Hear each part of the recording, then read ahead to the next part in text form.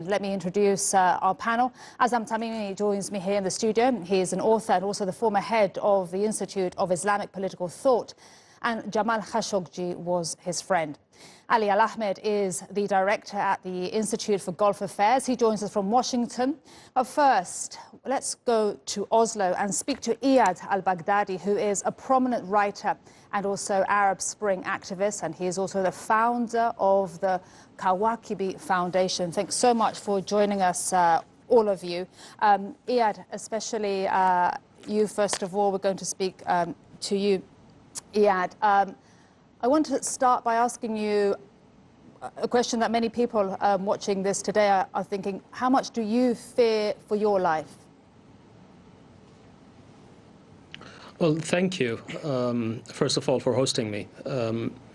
To be honest, on a day like this, our thoughts really aren't focused on our own security. There is something that Jamal used to say a lot, and I'm trying to translate it here to English.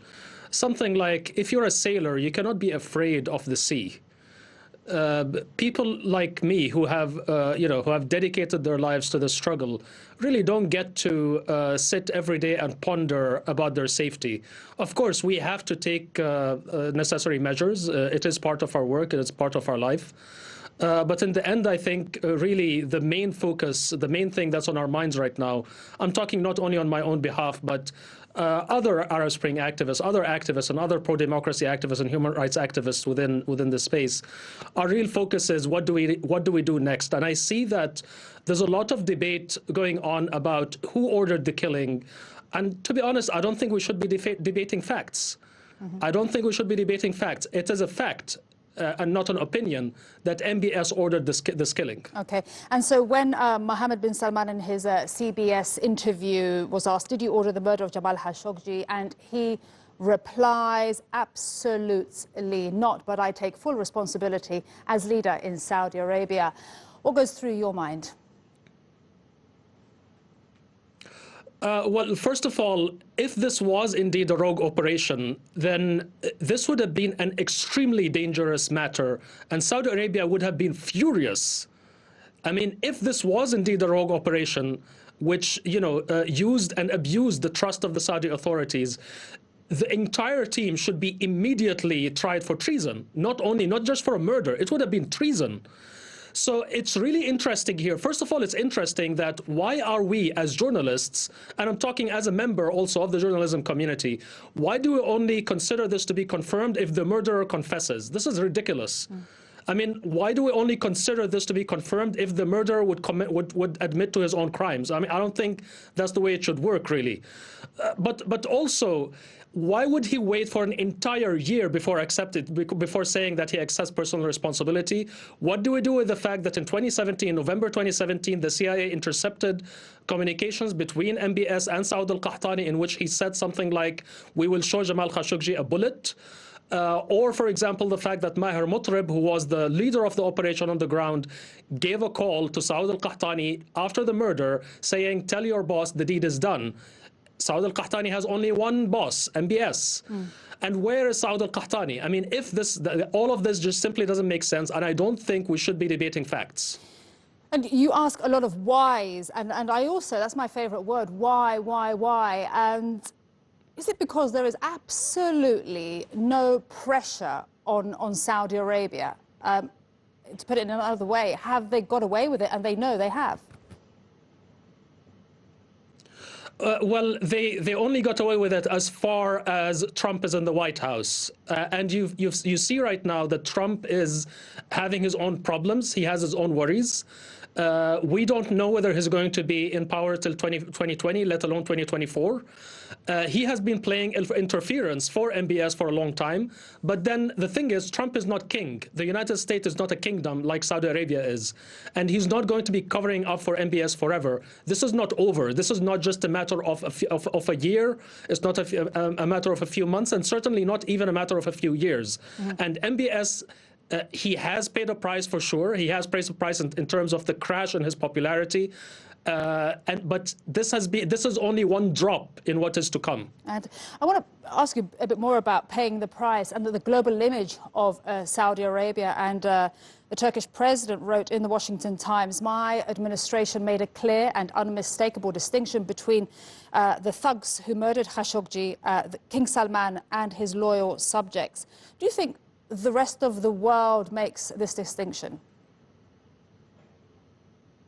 Well, unfortunately, not everyone does, but I think we should be very clear to say that the Saudi government is not the Saudi people. We cannot really, even in the United States, for example, which is a democracy, we have someone who is elected, Donald Trump. But then even when we look at the United States, we can make the distinction here, and we can say Trump is not the American people.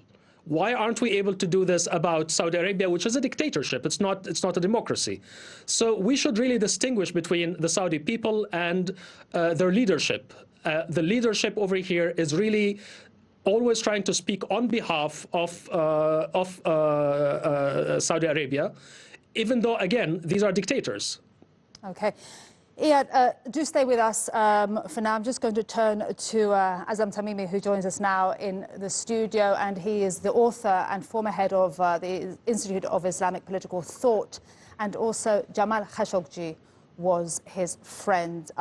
I want to pick up on some of the things that Iyad mentioned, but first of all, it is very important to tell our viewers that you were a friend of Jamal's, and you were with him, I believe, the night before. You tweeted, "Exactly this time last year, 1st of October, we had Jamal Khashoggi in my London office, where we spent the day listening to him speaking to us about his hopes and his aspirations."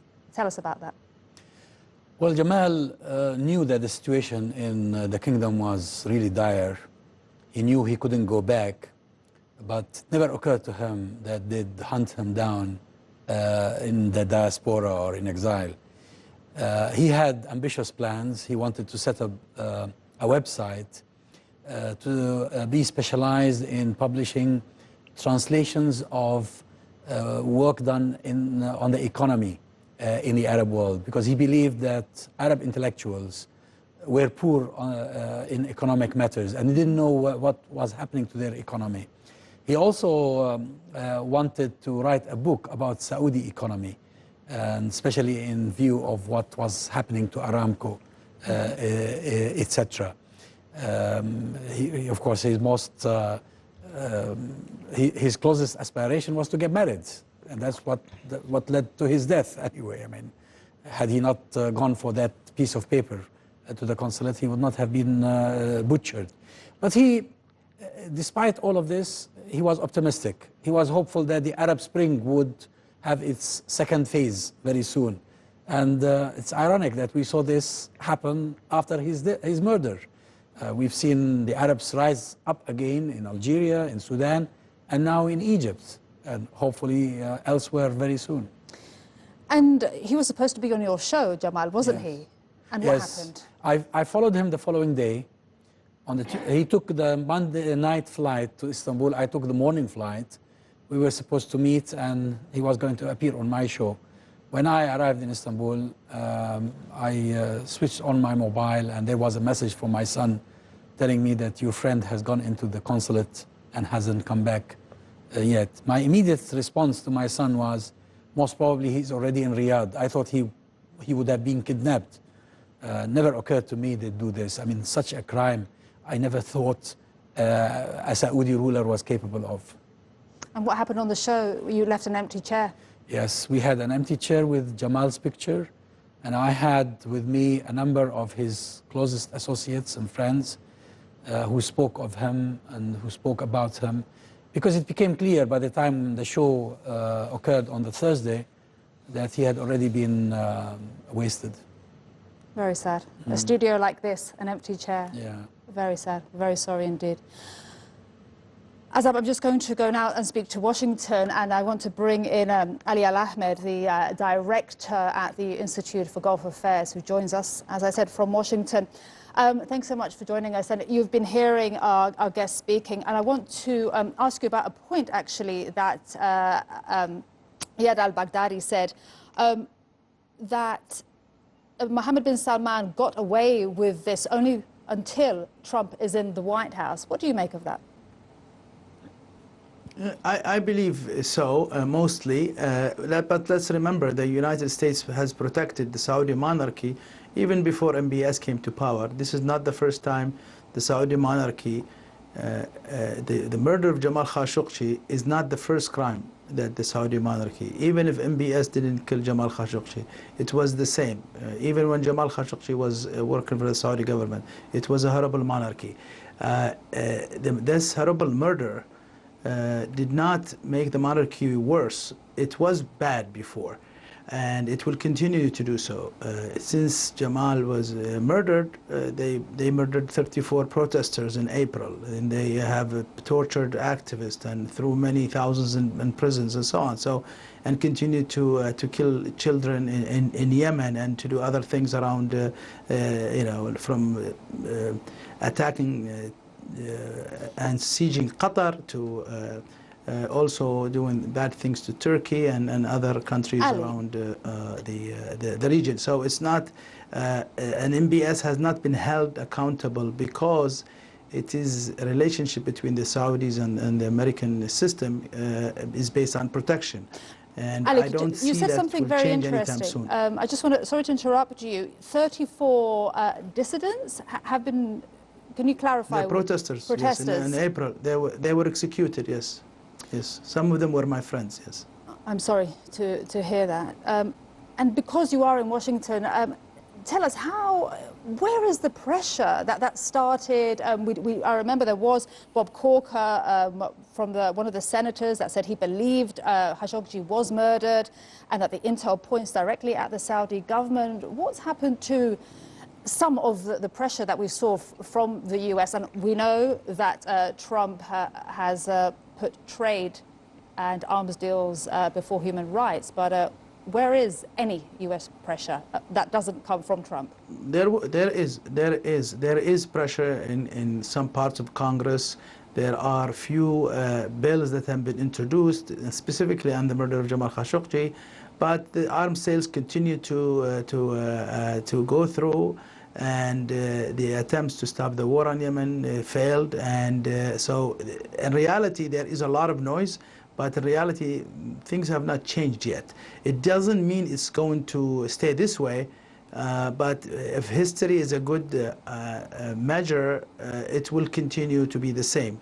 Having said that, we have to also say that the murder of Jamal Khashoggi has done more damage to the Saudis, in Washington at least, than anything else, even September 11. I was here in Washington when September 11 happened, and this is the greatest coverage, negative coverage in the media and also within Congress. Media coverage sometimes was always negative after September 11, but after Jamal Khashoggi's murder, you have seen voices from inside the administration criticizing the Saudis, but it has not really yet damaged that relationship or targeted or the policy being formulated to punish the actual murderers like MBS and other senior officials. And just very quickly, Ali, do you think it ever will? I will be lying to you if I said I know, but I doubt it. If history is a measure of what's going to happen, I think it will continue to be the same. Our problem in the region, I think, should have been dealt with on our hand, not the United States. And we should not rely on Western governments to give us rights and freedom and protect our, as a journalist, who was here in D.C. for many years, I say that the best defense is our people. We need our people to defend us, not the United States or the UK or other governments. All right. Ali, hold that thought. We will come back to you there.